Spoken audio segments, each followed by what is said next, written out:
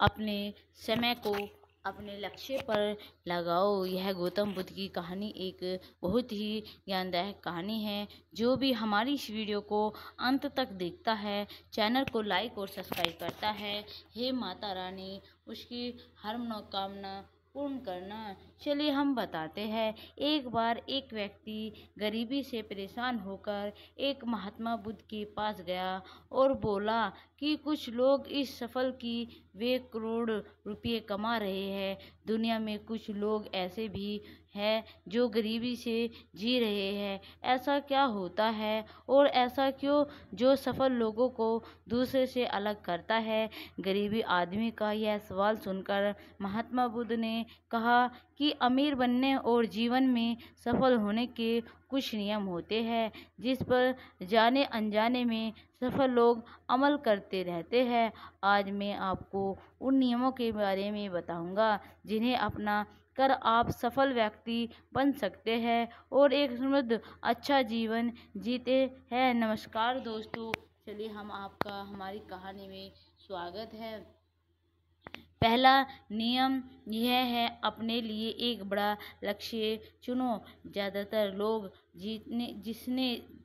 जिनसे पूछा जाता है कि आपके जीवन का लक्ष्य क्या है तो वे मुस्कुरा देते हैं और कहते हैं कि हमने अभी तक कुछ नहीं सोचा है। अगर यह आपका जवाब है तो इसे आज ही बदल दें और आज आप बैठकर गहराई से सोचिए और आपको जीवन का लक्ष्य बनाए। नौकरी कोई चुनाव हुआ है, लक्ष्य नहीं है, लेकिन यहाँ यह जीवन का एक पड़ाव हो सकता है, इसीलिए अपना सही लक्ष्य चुनो। दूसरा नियम, खुद पर विश्वास करना सीखो। यदि आप वक्त पे सफल होना चाहते हैं तो आपको खुद पर विश्वास करना होगा। आपको विश्वास करना होगा कि आप भी सफल और अमीर हो सकते हैं। बल्कि समस्या यह है कि ज़्यादातर लोग डरते हैं, यह उनके आत्मविश्वास को नष्ट कर देता है। अगर आप भी यह डर सताता है तो खुद से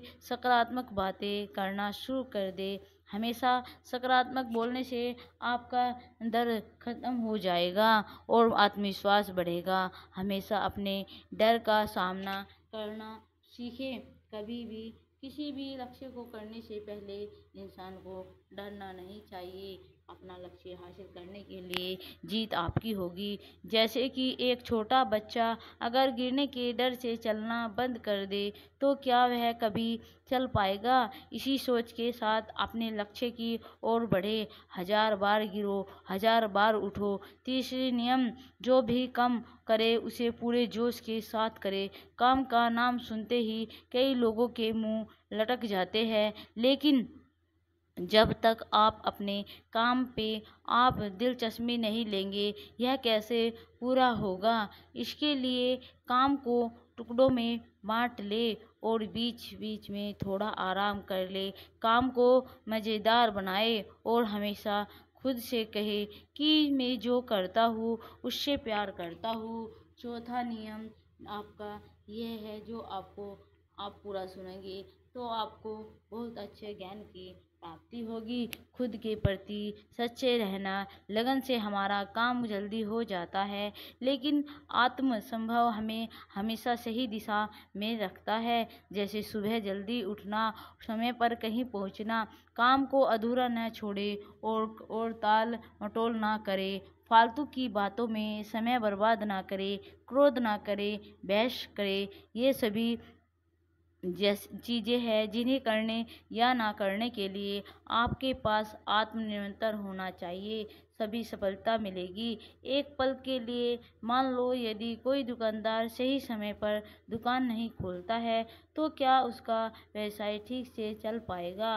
अर्थात जीवन में सफल होने के लिए आपको कुछ मौज मस्ती का तय करना होगा, इसलिए खुद पर नियंत्रण रखना सीखो। पांचवा नियम हमारा यह है, आप चलिए सुनिए। इससे बहुत बचपन करने की आदत है, आदत डाले।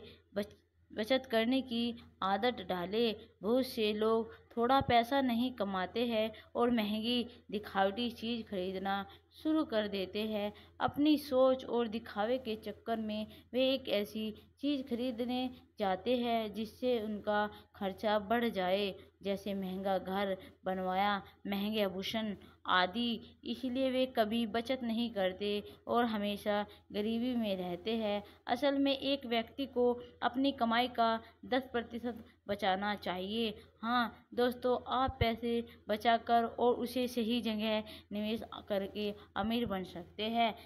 छठा नियम हमारा यह है दोस्तों, चलिए सुनिए। एक नेता की तरह सोचना। केवल जो सोचते हैं एक नेता की तरह सफल होते हैं। एक नेता की तरह काम करने के लिए यह काम करें। आप अपने लक्ष्यों को कैसे प्राप्त करेंगे, इसी पूरी योजनाएं बनाएं। फिर उन लक्ष्यों को हासिल करने के लिए जरूरी चीज़ें करना शुरू कर दे। नेता आम आदमी में यही फर्क है। 2-3 बार असफलता मिलने के बाद भी आम आदमी को होश उड़ जाते हैं और दूसरी तरफ कोई नेता कितनी बार भी असफल हो जाए लेकिन वह हर बार हार नहीं मानता और अपने प्रयास जारी रखता है। एक सच्चा नेता कभी रुकता नहीं है और साहस के साथ आगे बढ़ता रहता है। 7वां नियम यह है, लीक से हटकर सोचने की कोई कोशिश करे और कुछ नया करने की कोशिश करे। इसका मतलब रचनात्मक दृष्टिकोण अपनाए। लेकिन जीवन के अनुभव ही है जो एक व्यक्ति को रचनात्मक बनाता है और उसे कुछ नया और अलग करने का ऑडियंस दे। मनुष्य के जीवन में जो दुख और उनमें नए नए विचार जन्म लेते हैं। जब जीवन में कोई समस्या आती है तो व्यक्ति हमेशा उसका समाधान ढूंढता ही लेता है। अपनी क्रिएटिव को बढ़ाने के लिए ऐसे कामों के बारे में सोचें जो आज तक किसी ने नहीं किया हो। इसके लिए विषयों का अध्ययन करें, स्थान का भ्रमण करें, नए लोगों से बात करें, नई चीज़ें आजमाएं। और 8वां नियम यह है, होश और अधिक हमेशा और अधिक करने का प्रयास करे। यह व्यक्ति एक व्यवसाय या नौकरी से शीघ्र सफलता पाने की आदत है। जितना आपको जीतने के लिए भुगतान किया जाता है उससे अधिक करने का प्रयास शुरुआत में पैसा कमाने के लिए नहीं बल्कि सीखने के लिए काम करें। मान लीजिए आप एक व्यवसाय शुरू करना चाहते हैं और शुरुआत में आप एक सामान्य व्यापारी के यहाँ काम करना शुरू करते हैं। इसलिए वहाँ ऐसा काम ना करें कि लगे कि आप केवल पैसा कमाने आए हैं। जितना कहा जाए उससे थोड़ा ज़्यादा करें और हो सके तो दूसरे की भी मदद करें। लोग उसको पसंद करेंगे और आप भी भीड़ से अलग नज़र आएंगे। कुछ नया करने के लिए आपको कुछ नया ही अंदाज करना होगा। चलिए 9वां नियम हमारा यह है, अपने व्यक्तित्व को आकर्षण बनाए।